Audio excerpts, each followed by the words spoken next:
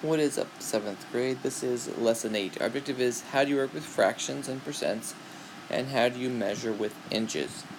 So first of all, when we're talking about fractions, and notice it's a number, comparison of numbers by division. This is like 1/4. Here's a picture. This circle represents 1. Like if the whole thing was colored in, this would be 1. But notice it's divided into 1, 2, 3, 4 equal parts. We'll at least pretend they're equal. Notice one of them is shaded, and so we say there's 1 of the 4. It's 1/4. So the top, or what we call the numerator, tells us how many there are. So if there are 2 of them shaded in, that top would have been a 2. If there are 3 of them shaded in, it would have been 3. If there are all 4 of them shaded in, it would have been a 4. The bottom number, or what we call the denominator, is the size. It says that this is divided up into 4 equal parts.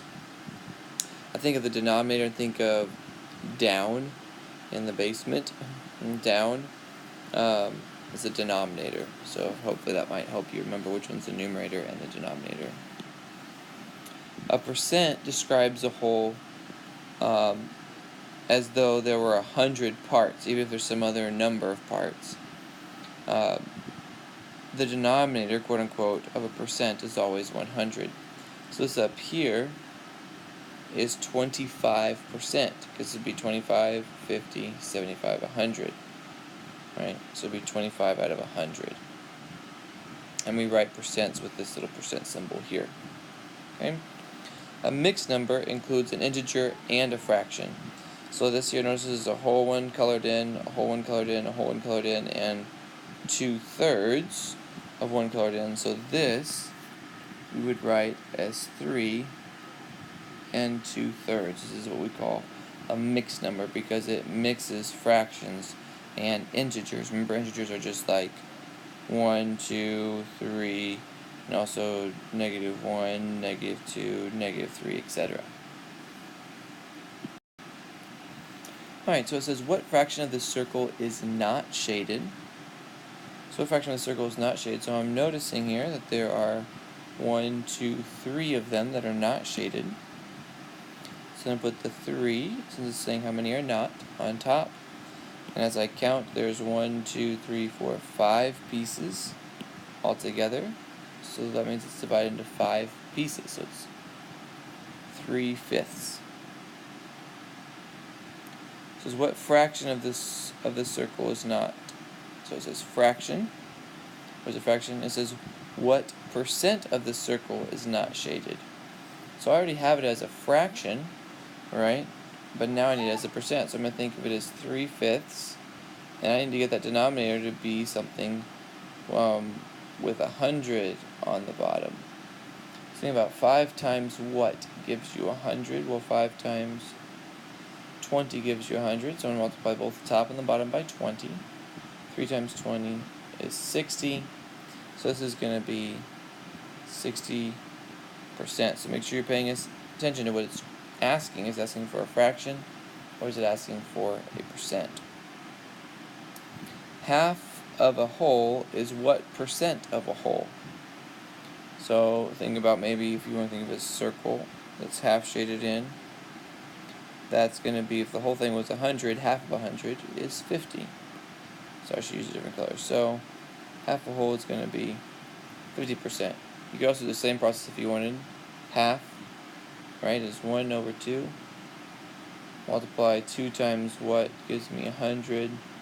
Well, 2 times 50. So 50 over 100, so that's how I got that 50%. Alright. For this next one, it says draw and shade circles to illustrate each fraction, mixed number, or percent. So let's try here. The first one is 2/3. So I'm going to draw a circle here. Yes, I did that freehand. Wink, wink. I'm going to divide it up into 3 equal parts. And then it says 3, so that's why I divided it into 3 equal parts. And then it says I need to shade 2 of them. So there's 1, there's 2. 75%, if if you want to think about 75% as being 75 over 100, I could reduce that. If I divide the top and the bottom by 25, I would get 3 over 4. So if I wanted to try to do that one,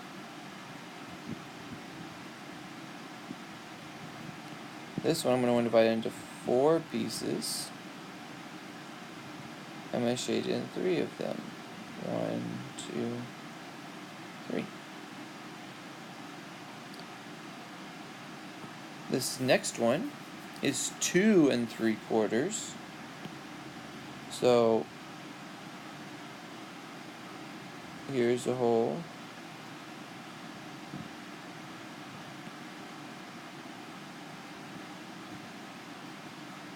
Here's another hole. Sorry about that. And here's another hole. By hole I mean a whole number, like 1. So there's 1 whole 1 colored in. There's 2 whole 1s colored in, and this last one says 3/4. So I'm going to divide this up into 4, because the denominator is 4. I'm going to shade in 3 of them. 1, 2, 3. It doesn't matter which 3, any of them. Alright, it says points G and H represent what mixed number on these number lines? So let's talk about G real quick. G, notice, this is between 4 and 5. So it's going to be 4 and some fraction.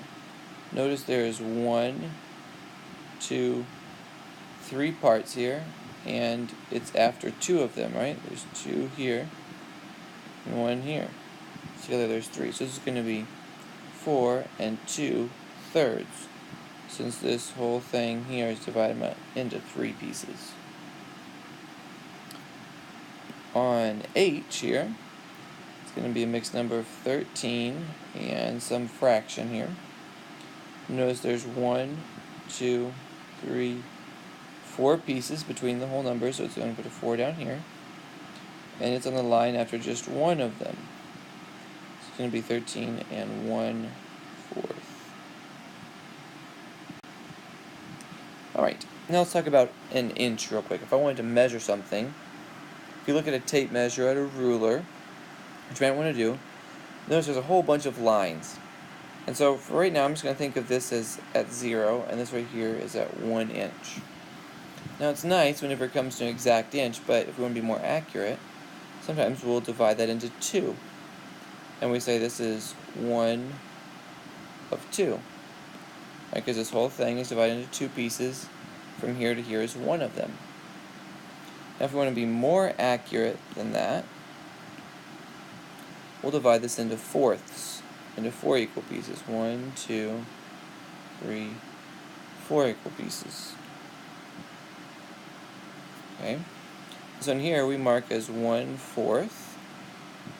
Right here this would be like saying 2/4, but we can just reduce it down to that 1/2. And over here would be 3/4. If we want to be more accurate, we could go down to 8ths, right? Take each of these sections and divide it in half.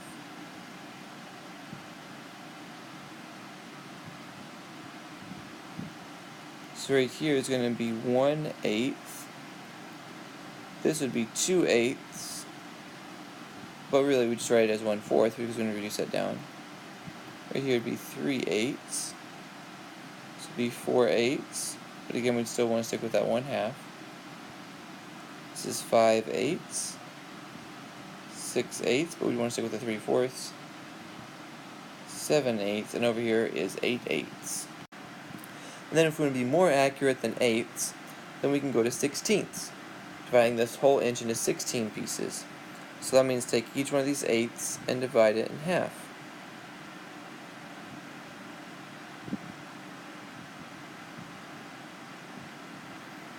This would be 1/16. This would be 2/16, or 1/8. 3/16, 4/16, or 1/4, 5/16, 6/16, but we'd call it 3/8, 7/16, 8/16, or we just call it 1/2, 9/16, 10/16, or we would just call that 5/8, 11/16, 12/16, but we just call it 3/4, 13/16, 14/16, but we'd call it 7/8, or 15/16. Now we could go beyond that, which most rulers don't go that accurate, and divide it up again into 30 seconds. We're not going to go through that, but it's still the same process. We're just dividing those up, each one into 2.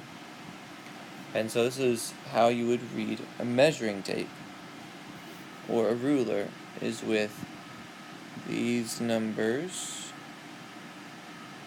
right here. Okay. Now it says find xz to the nearest 16th of an inch. 16th, so that means I'm going to go all the way down to those green ones up above. So let's see here. Notice from here I've lined this up right there at the 0. From there to there is 1 inch. From here to here is 2 inches. And then to here is 3 inches. This right here is the 1/2 mark.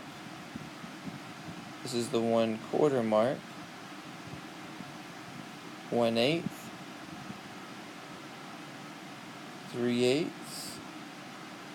Notice it lines up right here with this one, which is between the 1/4 and the 3/8. So this is going to be a 16th. That's going to be 5/16. So this, I'm going to say, is 3. Right, there's 3 whole inches, 1, 2, 3, and 5/16.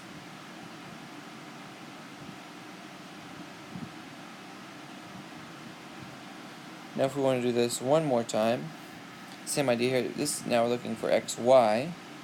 So from there to there is 1. From there to there is 1. From there to there is 2. Then this is the 1/2 mark. And this is the 1/4 mark.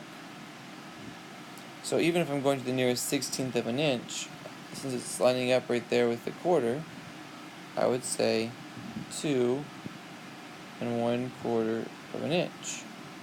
If you wanted to say 4/16, that'd be the same thing, but we'd want to reduce that down. Your homework is on page 48. You can do all of them from lesson 8, all of them from lesson 7, and 11 more of your choice.